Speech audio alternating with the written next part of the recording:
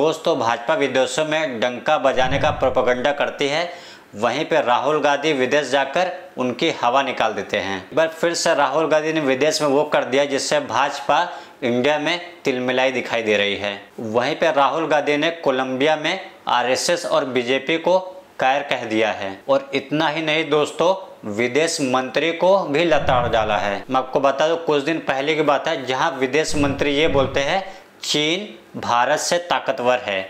इससे पे राहुल गांधी ने कहा कि भाजपा और आरएसएस के विचारधारा के मूल में कायरता है।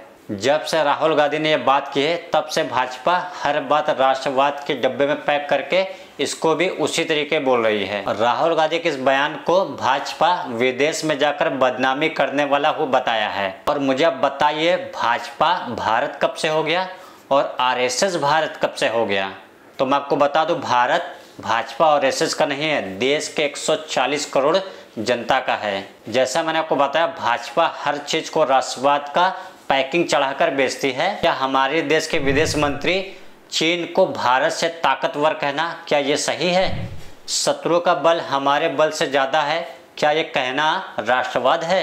इसी भाजपा के विदेश मंत्री एस जयशंकर कहते हैं कि चीन हमसे अधिक बहुत ताकतवर है और हम उससे मुकाबला कैसे कर सकते हैं। इसके बाद राहुल गांधी ने कहा कि इस विचार के केंद्र में कायरता है कि वो सिर्फ कमजोर लोगों को निशाना बनाते हैं, जो ताकतवर लोग होते हैं उससे दूर भागते हैं। और यही भाजपा आरएसएस का असली चरित्र है, ये बात राहुल गांधी ने कही। यही बात राहुल गांधी ने कोलंबिया की EIE यूनिवर्सिटी आयोजित the future is today conference में कही।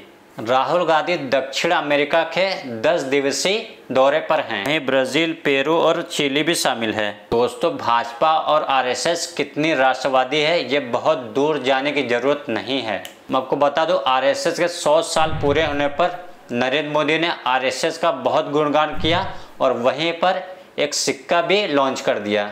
और इस सिक्के में भारत माता की फोटो छपी है।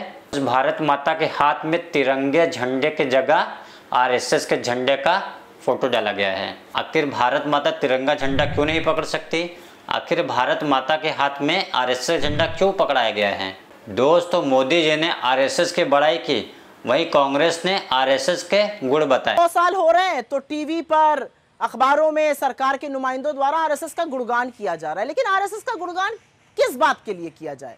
अंग्रेजों की गुलामी करने के लिए, तिरंगे का बहिष्कार करने के लिए, आजादी के महानायकों से नफरत करने के लिए, बाबा साहब को अपशब्द कहकर उनकी फोटो जलाने के लिए, संविधान की प्रतियां फूंकने के लिए, देश के पहले आतंकवादी और महात्मा गांधी के हत्यारे नाथूराम गोडसे को प्रेरित और पोषित करने के लिए, सरदार पटेल द्वारा हिंसा और नफरत के लिए आरएसएस पर बैन लगने के लिए, अंग्रेजों को चिट्ठी लिखकर आजादी के आंदोलन के दमन कैसे किए जाएं उसके तरीके सुझाने के लिए, भगत सिंह से लेकर चंद्रशेखर आजाद और तमाम क्रांतिकारियों को अराजक कहने के लिए, 1930 के सिविल डिसोबीडियंस मूवमेंट का बहिष्कार करने के लिए, या 1942 के भारत छोड़ो क्विट इंडिया मूवमेंट का बहिष्कार करने के लिए, जिन्ना की मुस्लिम लीग के साथ मिलकर Sindh, north west frontier province Bengal में सरकारें चलाने के लिए, शुरू से मनुस्मृति की वकालत करने के लिए जो महिलाओं को सदैव आश्रित रहने की सीख देती है, महिलाओं को दोयम दर्जा समझने के लिए और देने के लिए अपनी संस्था तक में जगह नहीं दी गई है,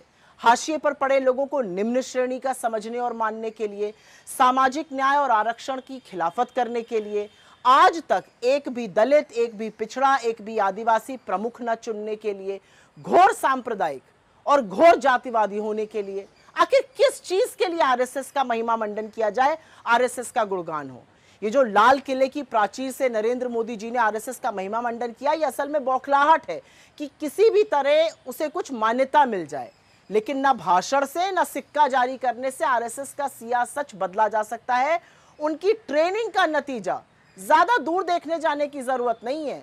बस आरएसएस के पूर्व प्रचारक और प्रधानमंत्री नरेंद्र मोदी को मुजरा, मंगलसूत्र, शमशान, कब्रिस्तान बोलते हुए सुन लीजिए। प्रत्यक्षम किम प्रमाणम, यही ट्रेनिंग है। मैं आपको बता दूं, भाजपा हर समय राष्ट्रवाद का गाना गाती दिखाई देती है, यह प्रैक्टिस अभी से नहीं बहुत समय पहले से चली आ रही है। अभी 4 दिन पहले भाजपा सरकार से 6ठी अनुसूची में लद्दाख को शामिल करने की मांग को लेकर सोनम वांगचुक के ऊपर NSA लगाकर उन्हें जेल भेज दिया जाता है। आपको बता दो दोस्तों, सोनम वांगचुक जैसा देशभक्त पूरे RSS कोई BJP में नहीं हो सकता।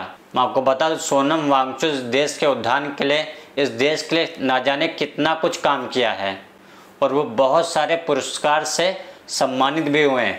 सोचिए, इस इंसान के ऊपर NSA लगाकर जो इतना पीसफुल प्रोटेस्ट कर रहा था उसे जेल में ठूस दिया जा रहा है। और मैं आपको बता दूं, मोदी जिसके लिए सिक्का लॉन्च कर रहे हैं वो वांगचुक की बराबरी 4 जन्मों में नहीं कर सकती।